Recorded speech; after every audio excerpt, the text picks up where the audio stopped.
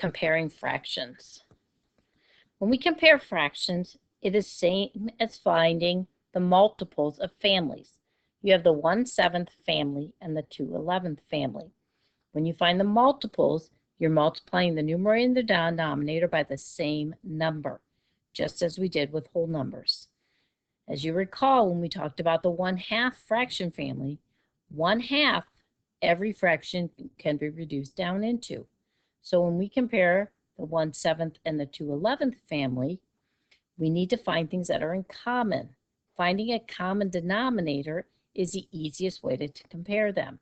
So if we look at the families, we see that 77 is a common denominator in both of the families. So I can say that the 1/7 has 11 over 77 in its family, and the 2/11 has 14 over 77 in its family. If I want to compare the families to decide which is the greatest one, since they have the same denominator, I can just look at the numerator. And I can see that 2/11 is greater than 1/7 because 14 is bigger than 11. Now let's consider 3/4 and 7/12.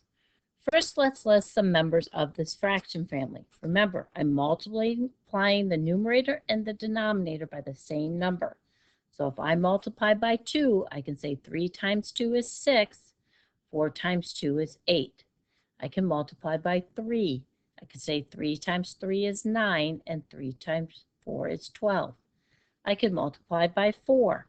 3 times 4 is 12, 4 times 4 is 16, and so on and so forth.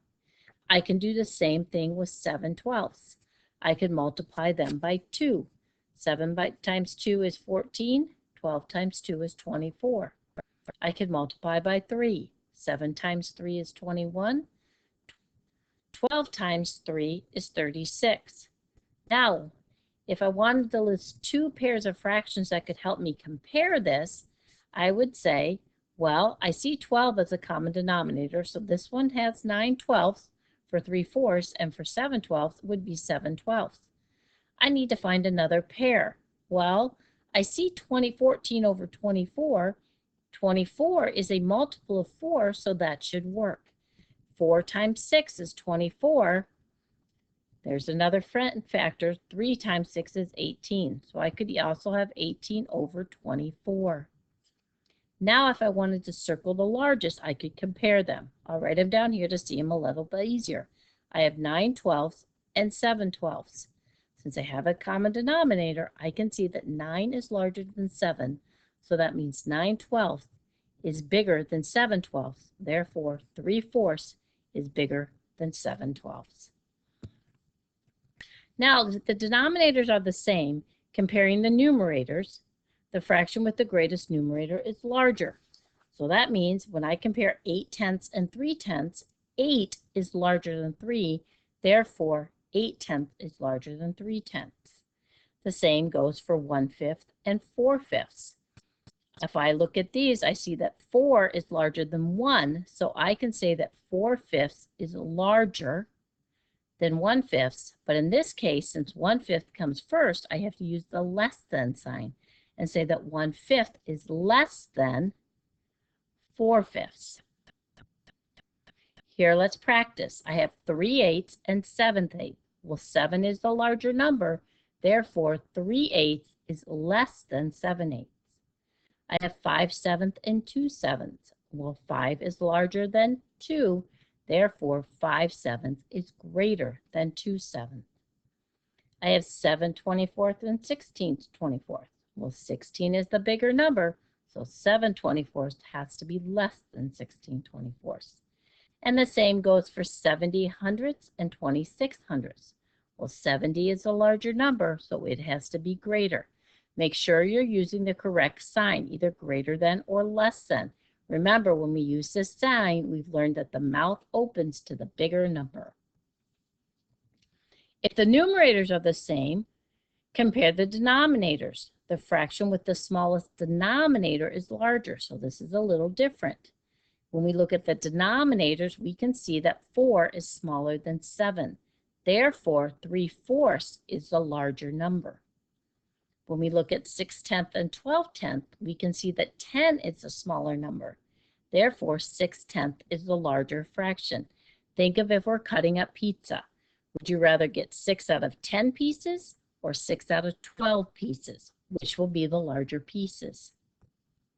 Let's practice. Here we have common numerators and uncommon denominators. Which is the smaller denominator? 9 is the smaller denominator, so that is the bigger number. Here we have 14 over 15 and 14 over 26. 15 is the smaller denominator, so 14/15 is greater than 14/26. For number 3, we have 50 over 72 and 50 over 90. 72 is less than 90, so this is the larger number.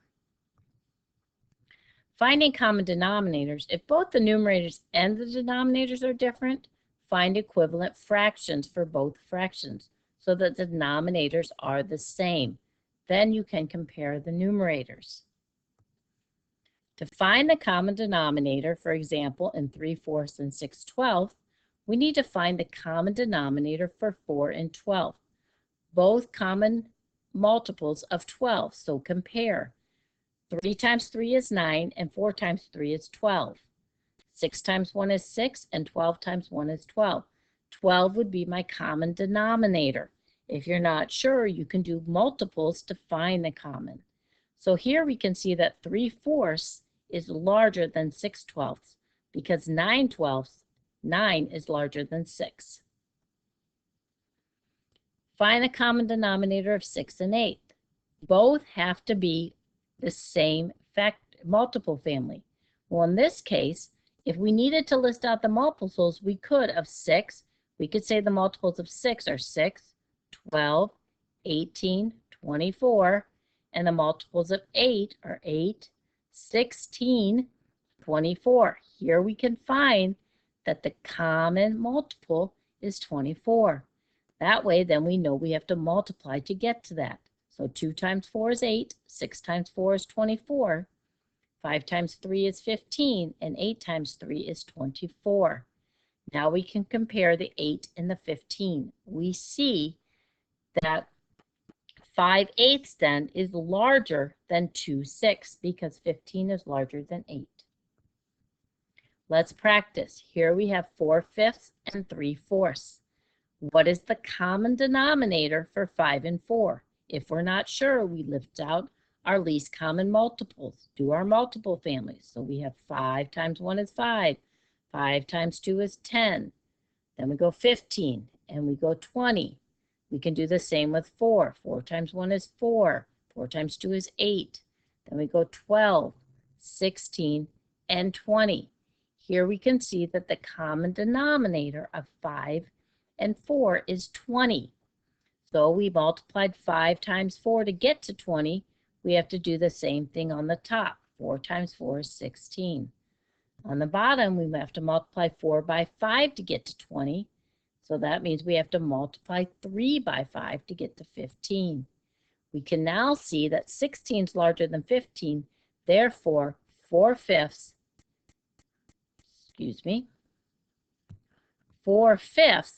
is larger than 3/4. Go ahead and give the other two a try. Finding common numerators. If both the numerators and the denominators are different, find fractions that have common numerators. This means multiplying one numerator by another number to get an equal numerator. You multiply the denominators by this number also, but the denominators will not be equal. They won't be the same. Then you can compare the denominators for the smaller one. For instance, if we had 3/4 and 9/16, well, if we wanted to get common numerators, we can see that 3 is a factor of 9. So therefore, I could do 3 times 3 to get 9 and 4 times 3 to get 12 and compare 9/12 to 9/16. Again, if we're looking at pizza, if we want to cut it up into 12 pieces or 16 pieces, which is going to be more?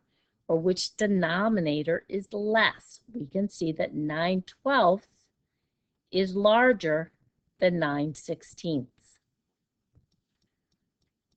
Now let's rewrite a couple of problems using common denominators. We have 4/17 and 3/10. Well, these ones are a little difficult because they are such big numbers. In this case, 17 is a prime number and 10 ends in a 0. Well, to get 17 and 10 to be a common one, the best way is to just multiply the two together.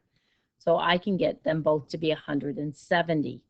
So if I multiply 17 by 10 to get 170, I have to multiply 4 by 10, which is 40. And if I multiply 10 by 17 to get 170, I have to do the same thing by 3. You may use a calculator on this to help you see that this is going to be 51. Now you can compare. They have a common denominator. You can see that 51 is larger than 40. So that means that 3/10 is larger or greater than 4/17. So you would write it as 4/17 is less than 3/10. Now with 3, write 4/9 and 8/15 with a common denominator, or common numerator, excuse me. Well, I know that 4 is a factor of 8, so I can go ahead and get that to 8 quite easily, because 4 times 2 is 8. That means multiply 9 by 2 to get 18. So I have 8/18 and 8/15. Well, the one with the lower denominator is the bigger part. Therefore, 8/18 is less than 8/15, so 4/9 is less than 8/15. Now let's consider 5/8 and 7/10. Let's rewrite the fractions with the least common denominator, which is the smallest common denominator of 8 and 10. Well, if I'm not sure, go ahead and start listing out my factors of 8 and 10, and you will find that the least common denominator is 40. So we would want to rewrite them with 40 as the denominator for both numbers. Well, 8 times 5 gave me 40, so 5 times 5 is 25. 10 times 4 gave me 40, so 7 times 10 is 28. Here, when I have common denominators, I can see that 7/10 is bigger than 5/8 because 28 is bigger than 25. What is the relationship between the least common denominator and the multiples of the original denominator? Well, when you look at the relationship of the least common denominator and the multiples, it is the least common multiple for that. Hopefully you were able to do that down here at the bottom. I wrote them up top. Fill in your blanks on your sheet so that you have this information written down.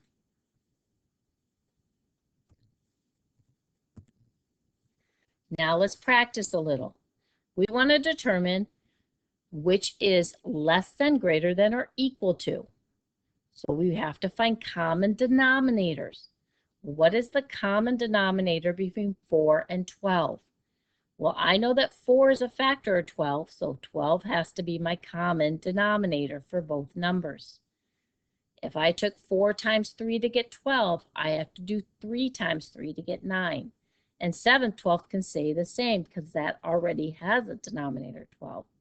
Therefore, I can see 9 is larger than 7, so 3/4 is greater than 7/12. Let's look at number 7. I have 10 25ths and 1/5. Well, I can do this one of two ways. I can reduce 10 25ths because I know I can divide them both by 5. If I divide 10 by 5,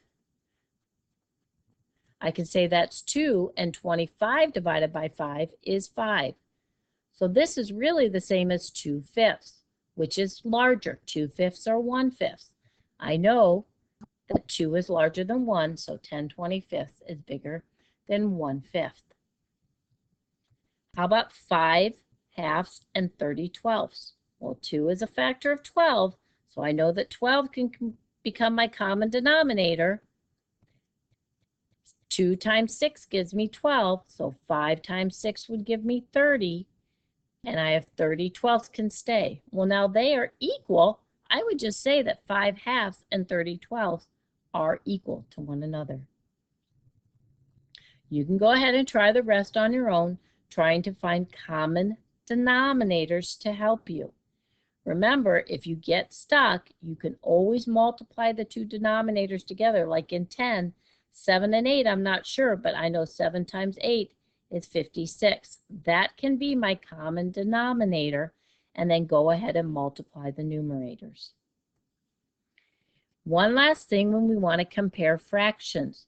If we want to put fractions in order from least to greatest, we can first look at the denominators if it's easy to find a common denominator of all of them.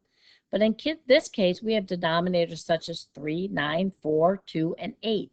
That's a little more difficult. I suggest you change them all to decimals. Take the numerator divided by the denominator. So 1 divided by 3 is 0.33 repeating. 2 divided by 9 is 0.22 repeating. The line above it means it repeats. It goes on and on forever. 5/3 is 1.66 repeating. 5/4 is 1.25, and I'm kind of alternating so you can see where they go. So this one comes down here. 7/9 is 0.77 repeating. 1/2 is 0.5. And 1 1/8 is 1.125. Now I can compare the decimals. When you compare decimals, it's just like comparing numbers. 0.2 is the smallest, so I would write it in original form of 2/9. I always cross mine out as I use them so I don't get confused. After 0.2, I have 0.3, so there's 1/3 would be the next number. The next smallest number, looking at all my numbers, I have a 0.5 and a 0.7. Well, 0.5 is less than 0.7, so then I would have 1/2. Then I have 0.7 would be 7/9. Next, I have 1 on all of them, so I know they're more than a whole, but I have 1.6, 1.2, and 1.1. Well, 1.1 would be the next smallest, and that's 1 1/8. Always rewrite them in original form. Then I have 1.2 and 1.6. Well, 1.2 would be the next smallest. So that's 5/4, and the largest I have is 5/3. Here's an easier way to put them in order if you go ahead and make them decimals. Give it a try, and we'll talk about it more in class the next day.